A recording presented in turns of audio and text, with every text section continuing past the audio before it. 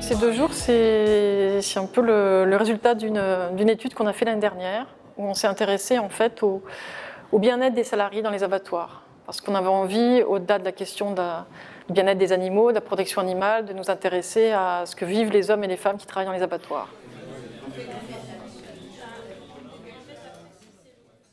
Moi, je suis fils de paysan depuis toujours, donc c'est-à-dire nourrir mes voisins, ça a été le projet de toutes les générations de mes grands-parents, arrière-grands-parents, tous mes oncles, on est tous paysans dans la famille, donc nous, on veut dire, c'est génétique, ça fait partie de notre patrimoine que de nourrir nos voisins, quoi.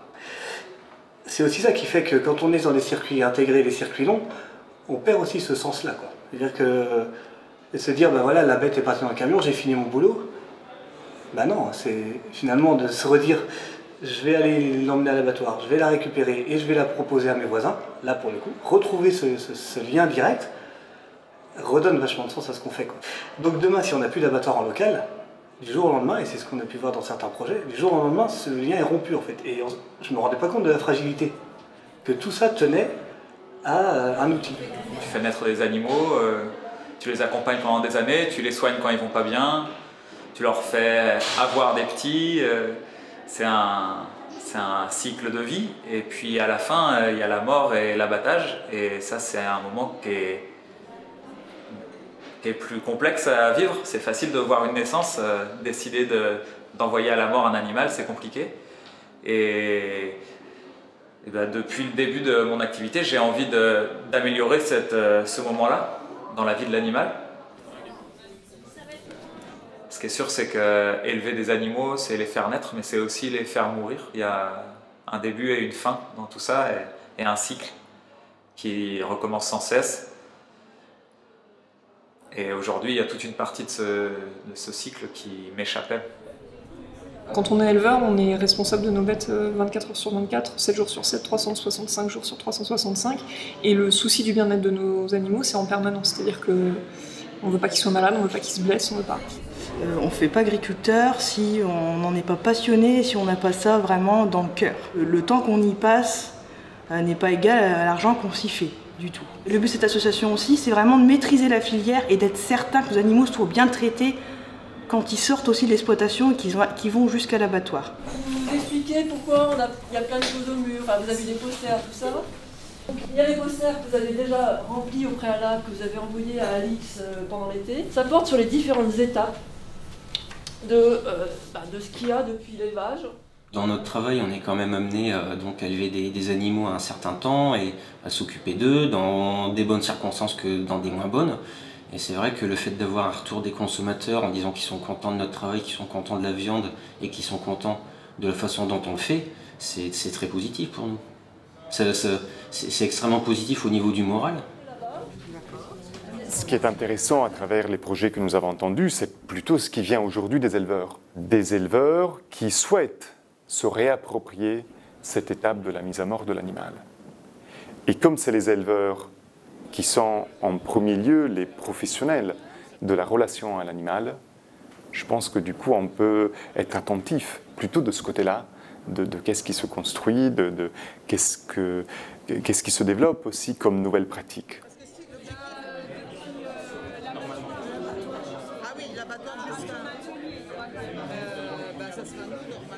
On a réouvert un abattoir qui avait fermé suite à un dépôt de bilan. Ce sont des éleveurs qui se sont regroupés pour créer une nouvelle structure qui fasse fonctionner cet outil. Ce sont les éleveurs qui se sont impliqués directement dans le fonctionnement de l'outil, c'est-à-dire que sur la chaîne d'abattage, nous sommes tous des éleveurs. Donc pour ça, on fait fonctionner l'abattoir une fois par semaine. L'intérêt, c'est de maîtriser la totalité de la chaîne du vivant. Et je dis bien du vivant, c'est-à-dire que notre métier en tant qu'éleveur, c'est d'abord de faire naître, mais on commercialise aussi beaucoup en vente directe. Et il y avait un maillon qu'on avait délégué qui est tout ce qui est l'abattage, la mise à mort des animaux. Et du fait de la fermeture de cette structure, eh ben, on s'y est impliqué et on s'est réapproprié ce maillon-là qui nous permet de maîtriser en fait la chaîne de la naissance à la vente de la viande. On ne tue pas des bêtes de gaieté de cœur. Ça, c'est la première des choses. C'est notre travail sur l'abattoir.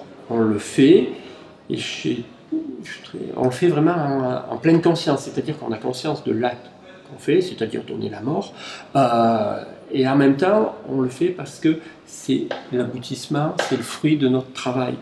C'est des bêtes qu'on a soignées, avec lesquelles on a un rapport qui est très important, et bien on va jusqu'au bout, quoi.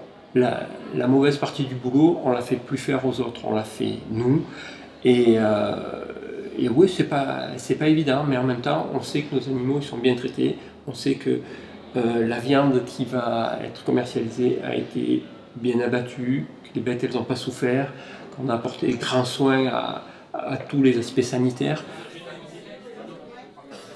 On est dans une zone de haute montagne et que les exploitations sont des petites exploitations et qu'il faut survivre et que c'est pas simple. Donc notre projet est un outil de structuration du territoire et de sauvegarde de l'agriculture du territoire. Et l'abattoir, c'est le lien direct entre l'éleveur et le consommateur pour assurer une qualité pour la vente directe. On met l'accent sur le bien-être de la personne humaine parce qu'un salarié ou un éleveur tâcheron, s'il est bien dans sa tête, il sera bien avec les animaux. On voit bien qu'il y a une problématique, mais qui est imbriquée l'une dans l'autre, c'est le bien-être de l'animal, oui, mais le bien-être de l'homme aussi, parce que l'un ne va pas sans l'autre. En fait, le moment difficile pour moi dans mon métier, c'est de charger un animal dans un camion pour qu'il parte de la ferme, alors que jamais il est monté dans un camion de sa vie. Il est juste allé d'un champ à l'autre à pied en me suivant, parce que je l'appelle et il me suit. C'est vraiment quelque chose qui est difficile et j'ai envie de trouver des solutions. Et il se trouve qu'on est nombreux éleveurs à avoir un problème à ce moment-là, précisément dans notre métier. Et il y a des solutions qui existent. Je ne vais pas leur dire au revoir quand ils montent dans le camion et puis je ne sais pas ce qui se passe pendant les 5 dernières heures de leur vie, par exemple. Là, jusqu'au bout, je sais ce qu'ils vont vivre. Et donc, je vais l'assumer. Le système, c'est de d'étourdir les animaux à la ferme et de les saigner et de les emmener à l'abattoir pour que le travail soit continué. Parce que ce que ça implique, c'est d'avoir un abattoir à une distance raisonnable de la ferme. Parce qu'une fois qu'un animal est abattu, il faut vite le travailler pour des raisons sanitaires. Ce caisson d'abattage, on va le considérer comme une extension de l'abattoir qui vient à la ferme. C'est une extension d'un abattoir fixe. C'est comme une pièce de l'abattoir de cran ou de pré-en-paille, mais qu'on déplace dans les fermes. Donc il faut trouver des abattoirs qui sont d'accord pour travailler avec nous de cette manière-là. Nous avons un élevage très diversifié, sylvo-pastoral comme on dit, et qui a du mal à survivre, et il lui manque un outil spécifique qui est un abattoir pour que les éleveurs puissent valoriser au mieux les produits, puisqu'on est une zone très touristique. Aujourd'hui, on fait un état des lieux, on a fait une enquête auprès des éleveurs sur ce besoin d'outils, et il s'est avéré évidemment positif. Donc maintenant, on est à l'état de la réflexion, quel type d'outils, est-ce qu'on part sur un abattoir dit mobile, un camion qui pourrait un peu circuler sur le département. On sensibilise les consommateurs, on sensibilise par la dégustation, mais dans ce projet qu'on porte avec Interbev, on est surtout sur les outils d'abattage. C'est un peu revaloriser en fait le travail qui est fait dans les abattoirs, parce que c'est un des maillons essentiels, qu'on soit en circuit court ou en circuit long, de toute façon on passe par l'abattoir, qu'il soit mobile ou fixe, mais on passe par de toute façon ces outils d'abattage, et derrière il y a des humains, il y a des hommes et des femmes, et il faut revaloriser ces métiers, parce qu'avant tout l'abattoir c'est d'abord une entreprise locale qui embauche localement, et des hommes et des femmes qui elles aussi ont envie d'avoir un métier et d'être heureux d'aller au travail.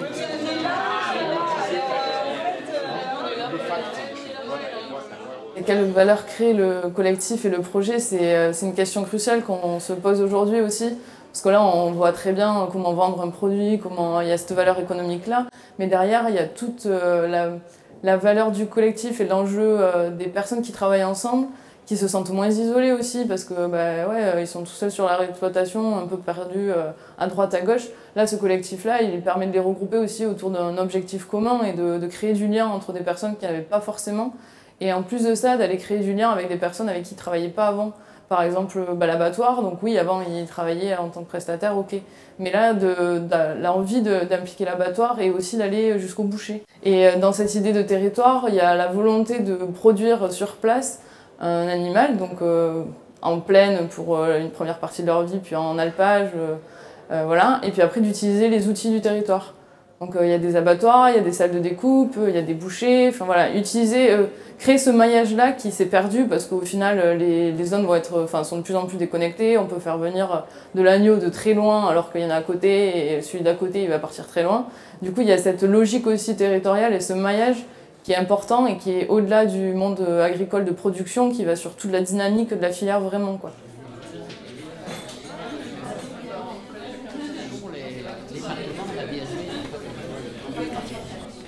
J'ai vu plein de projets, alors je les avais lus comme tout le monde avec le dossier que nous avait envoyé l'ANAC. Sur les 12 projets, pour moi, alors je ne vais pas dire 12 parce que ce serait trop, mais j'ai 11 projets qui m'intéressent. Voilà, je veux dire, des projets où je trouve qu'il y a des choses intéressantes à prendre sur chaque projet. Il y a des éleveurs fabuleux dans cette salle, quoi. Je veux dire, pour moi, c'est une remise en question très intéressante. Sur ce dossier, avec Jean-Pierre, je lui disais, ce qu'on a fait en 2 jours là, mais c'est à tous les deux, c'est peut-être 8 mois de travail. Mais il y a des endroits où on a dit, ils ont fait ça, mais si on y avait pensé, ça nous aurait peut-être permis d'aller beaucoup plus vite, permis d'en faire plus, permis de contenter plus de monde. On a 2 jours pour se poser des questions, pour remettre un petit peu du sens à notre réflexion, de voir du questionnement des autres, d'avoir des retours d'informations ou des solutions ou des choses auxquelles on n'avait pas pensé. Et je trouve que c'est rafraîchissant déjà. Je trouve que ça permet de se poser.